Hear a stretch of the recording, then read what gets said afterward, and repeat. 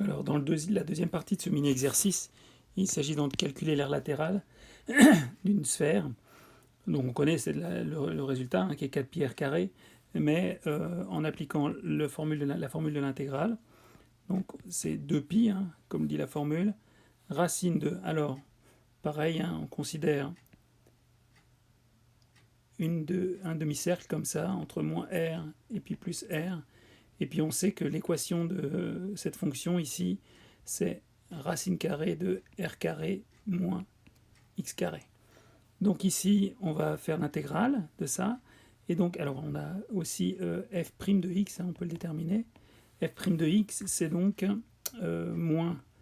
Alors ça fait 2x, mais avec la simplification du dénominateur, ça fait moins x divisé par racine carrée de r carré moins x carré.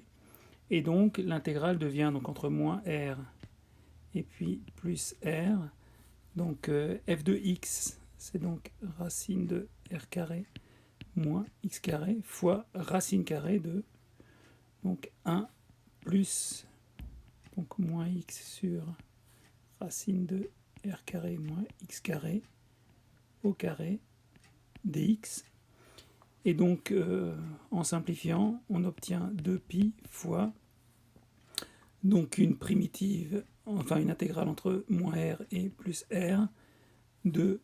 Alors toute simplification faite, il nous reste seulement r fois dx, et donc ça donne 2pi fois, alors donc la primitive c'est rx entre moins r et plus r, et on obtient bien 4 pi r carré.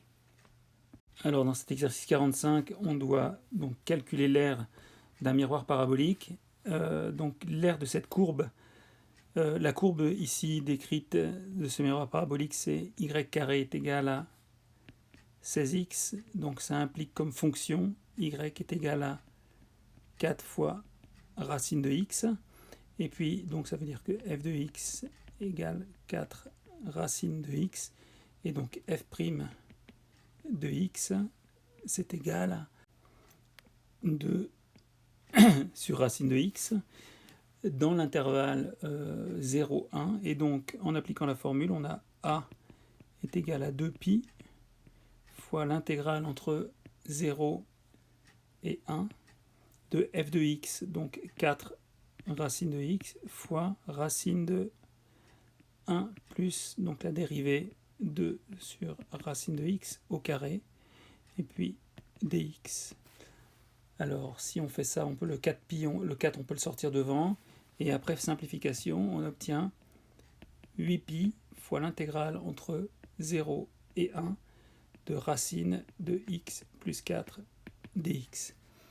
Alors si on pose un petit changement de variable avec u est égal à x plus 4, on a donc du est égal à dx, et donc notre intégrale devient a est égal à 8 pi fois donc l'intégrale, alors les bornes changent, ici 0 ça fait 0 plus 4, donc ça fait 4, et puis 1 plus 4 ça fait 5, et donc de racine de u du. Alors on sait que racine de u, une primitive, c'est 2 tiers fois u puissance 3,5, hein.